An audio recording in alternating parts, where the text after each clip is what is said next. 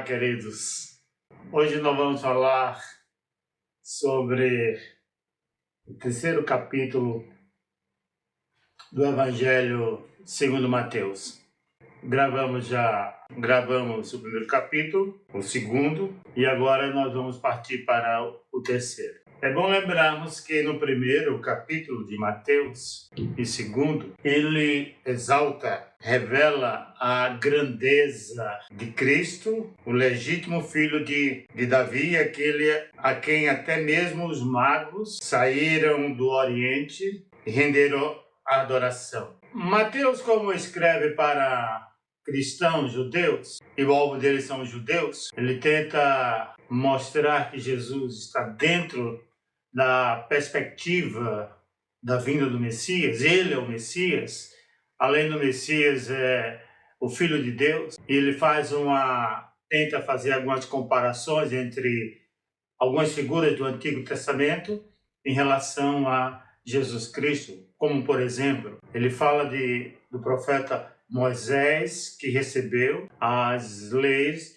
no Monte Horebe. E Jesus agora está também no monte, no capítulo 5, determinando ou interpretando algumas leis. Jesus é o segundo Adão. É o Adão obediente. É o Adão que cumpre a vontade de Deus. Moisés era apenas um profeta. Jesus é o profeta. Jesus é o Filho de Deus. Ele começa esse evangelho falando sobre isso. Mas antes eu gostaria de pedir a vocês para fazer a inscrição nesse canal. Divulgue o canal nos WhatsApps, nos grupos particulares, grupo da igreja. Que esse canal seja um instrumento de Deus na vida de muitos irmãos, de muitas pessoas que precisam ouvir a palavra, que precisa desse conforto da palavra de Deus. O capítulo 3 começa assim: e naqueles dias apareceu João Batista pregando no deserto da Judéia e dizendo: arrependei-vos, porque é chegado o reino dos céus. Porque este é o anunciado pelo profeta Isaías, que diz: voz do que clama no deserto, preparai o caminho do Senhor, endireitai as suas veredas. E este João tinha a sua veste de peles de camelo e um cinto de couro em torno de seus lombos, e alimentava-se gafanhotos e de mel silvestre. Então ia ter com ele Jerusalém e toda a Judéia, e toda a província adjacente ao Jordão. E eram por ele batizados no rio Jordão, confessando seus pecados. E vendo ele muitos dos fariseus e dos saduceus que vinham ao seu batismo, dizia: raça de víboras, quem vos ensinou a fugir da ira futura? Produzi, pois, frutos dignos de arrependimento. E não presumais de vós mesmos, dizendo: temos por pai Abraão, porque eu vos digo que, mesmo destas pedras, Deus pode suscitar filhos a Abraão. E também agora está posto machado à raiz das árvores, e de toda árvore, pois, que não produz bom fruto, é cortada e lançada no fogo. Eu, em verdade, vos batizo com água para o arrependimento. Mas aquele que vem após mim é mais poderoso do que eu, e não sou digno de levar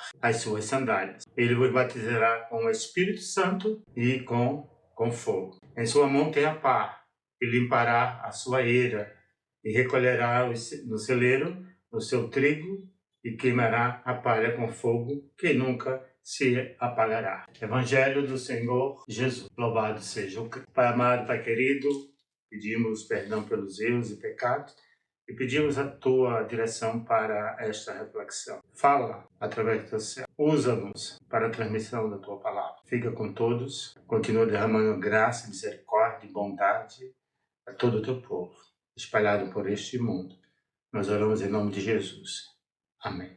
João o Batista. É interessante que o João, ele era a voz que clama no deserto. Havia um silêncio de quase 4 séculos, correspondente a 400 anos. Deus não levantava um profeta. Deus não falava através de uma pessoa há mais de 400 anos. E nós vamos encontrar esta confirmação no livro de 1 Samuel, capítulo 3, logo no início dos primeiros versículos, que Deus estava em silêncio. Não havia mais revelação por intermédio da voz profética. E ele aparece com uma mensagem de conversão, mas ao mesmo tempo uma mensagem de condenação. Ele estava no deserto pregando. O livro de Lucas mostra, no capítulo 1, versículo 80, mostra que João Batista foi para o deserto. Ele fica no deserto. Ele tem a experiência dele no deserto. Mas ele aparece com uma mensagem que chama a atenção de Jerusalém e de todas as cidades circunvizinhas.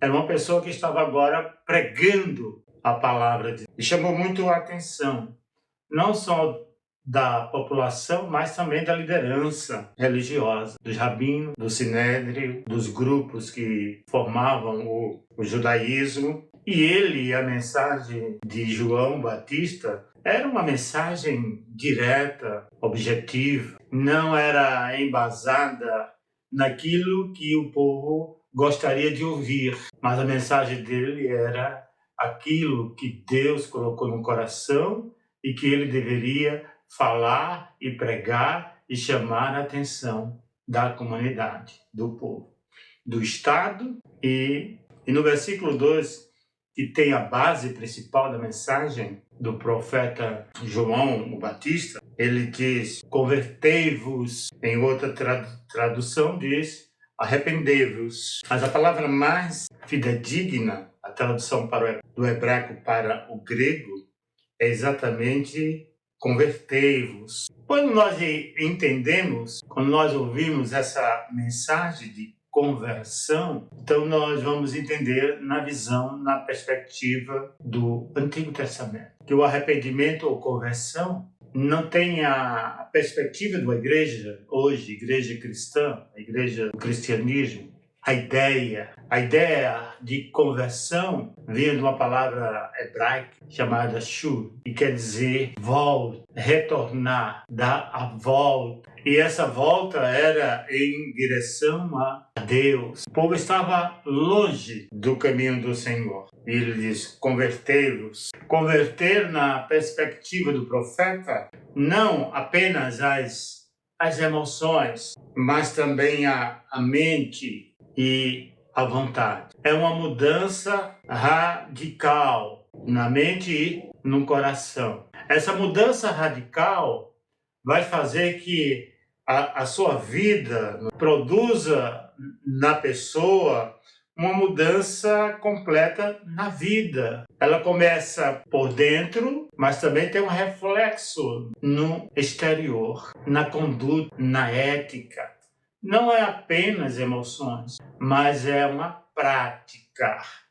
Arrepender é mudar de vida.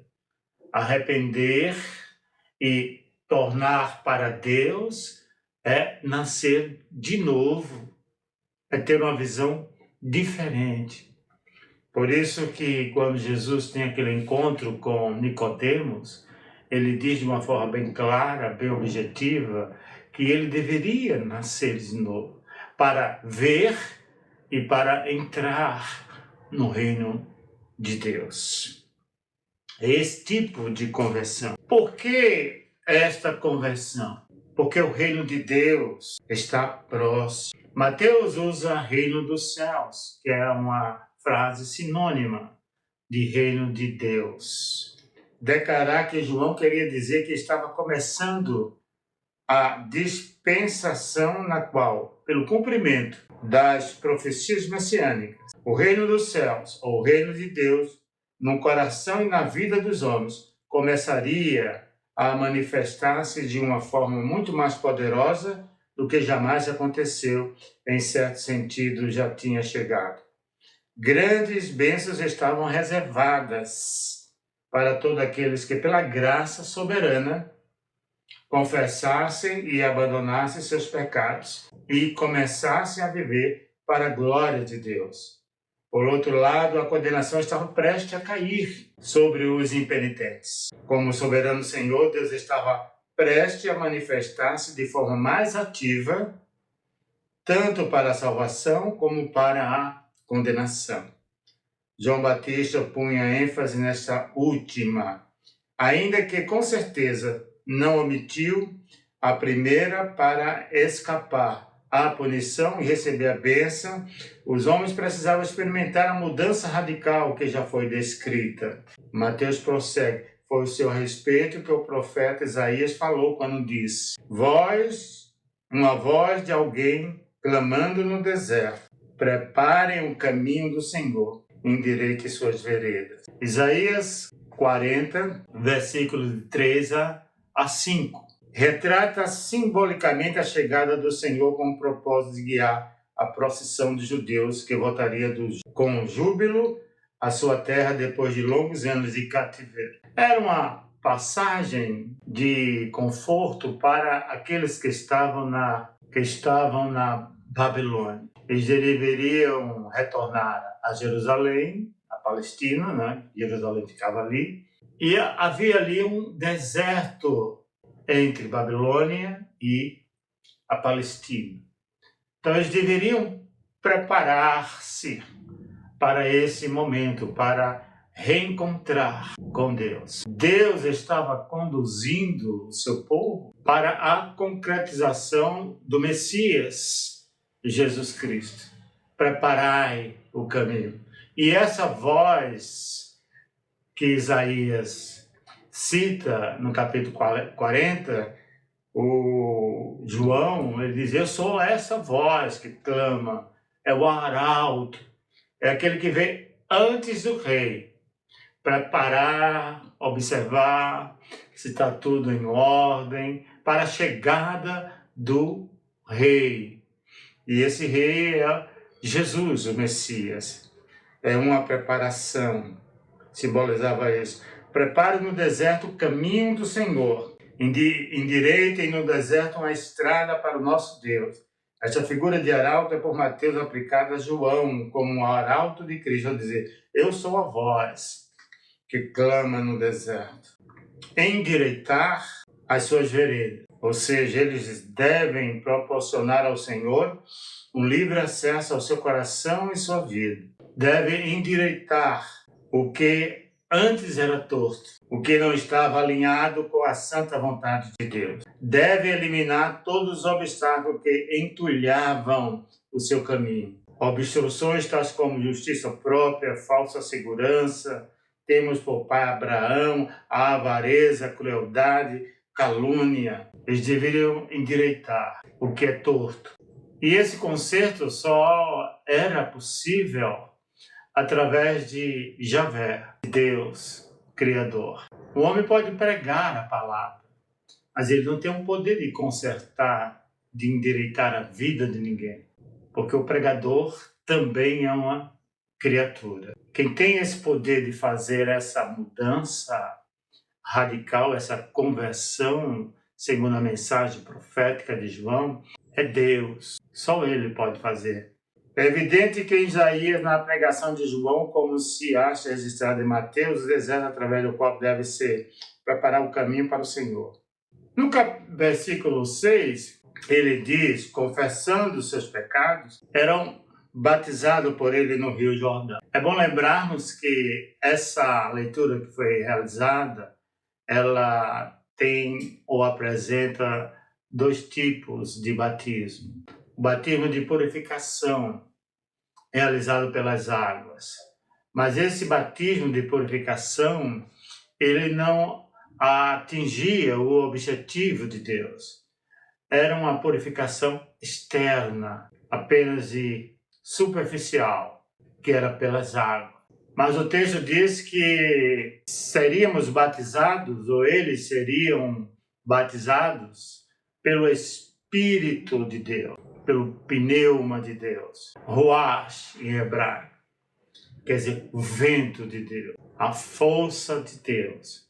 Então esse batismo pelo Espírito Santo nada mais é do que Deus entrando na nossa vida, indo ao nosso coração e à nossa mente, tirando tudo aquilo que desagrada ao Senhor.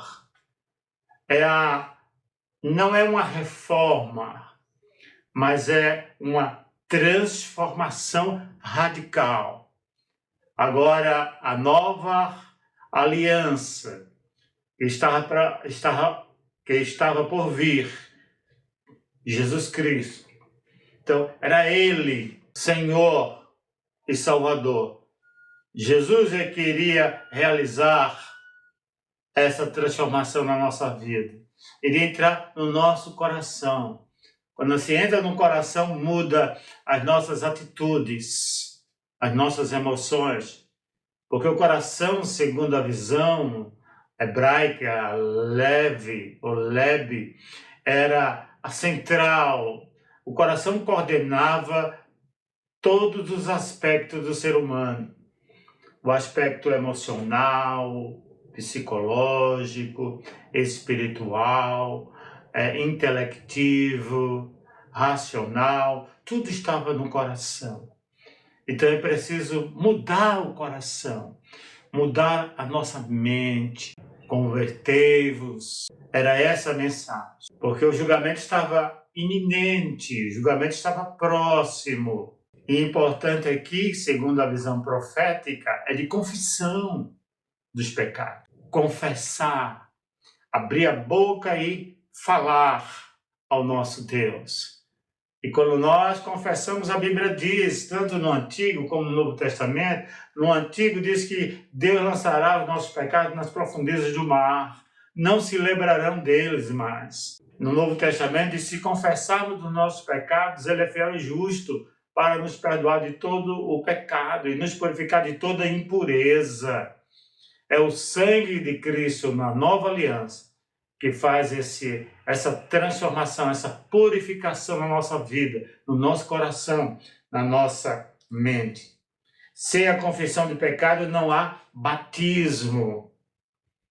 Para aqueles que realmente se arrependiam de seu estado pecaminoso, a sua conduta ímpia, o batismo e jamais um cisma em operação independente era um sinal e zelo visível da graça invisível. A graça do perdão dos pecados e da adoção na própria família de Deus. A base religiosa do judaísmo estava alicerçada nos ensinamentos da Torá e principalmente na liderança de homens do passado. Eles se baseavam muito em Abraão. Abraão, para eles, era o referencial. Para a maioria dos estudiosos, dos rabinos, afirmavam até que Abraão nascera sem pecado. Ele já conhecia todas as leis. Abraão estava ali, não é? No sentido de salvaguardar na porta do Geena, que é o inferno, de impedir que judeus entrassem no inferno. Porque o inferno não era para os judeus. O inferno era para os ímpios. Aqueles que não havia nenhuma possibilidade de salvação. Apenas a salvação, a bênção final estava para a nação judaica. Esse era o pensamento desta época do primeiro século. Jesus veio para mudar essa ideia. Jesus veio pregar a salvação. Quando ele fala em arrependimento, ele fala num arrependimento universal. Todas as tribos, todas as raças, todas as nações. E a salvação agora deixou de ser coletiva para ser individual. Se eu aceito o Evangelho, se eu aceito Cristo Jesus, independente de ser judeu ou grego, de ser justo ou ímpio, mas ao momento que eu confesso, que eu entrego a minha vida, Ele perdoa os nossos pecados, sendo judeus ou não. Porque a salvação está agora não na observância das leis e das tradições judaicas. A salvação está agora em Cristo. Devemos olhar para Cristo, o autor e salvador da nossa fé, o autor da nossa fé, Jesus Cristo. Em nenhum outro há salvação, porque debaixo do céu nenhum outro nome é dado entre os homens do qual devamos ser salvos. Atos 4:12. Porque há só um caminho, há uma verdade, uma vida. E essa vida, esse caminho e essa verdade está em Cristo. João 14:6. Então, é Cristo. Houve uma mudança radical do Antigo para o Novo Testamento. É essa mudança, é essa confissão que devemos fazer. Mas a ideia de julgamento permanece. Como eles lá tinham que confessar, se arrepender, confessar e esperar o perdão de Deus, aqui também no Novo Testamento nós devemos confessar, se arrepender e confessar para sermos salvos do julgamento final, que será na parousia, na glorificação. Devemos viver assim, queridos irmãos em Cristo. Possamos olhar para Jesus e aprendermos a confessar os nossos pecados. Fazemos a nossa confissão diante dele e ele nos perdoará sempre. Segundo o apóstolo São Paulo, ele é riquíssimo em misericórdia. Portanto, são as mensagens que nós tiramos do 3º capítulo de Mateus, que é o arrependimento, tanto pregado pelo João Batista, como também pregado por Jesus. A primeira mensagem de Jesus, nós encontramos também ele pregando a conversão e o arrependimento. Que Deus nos abençoe abundantemente. Um abraço.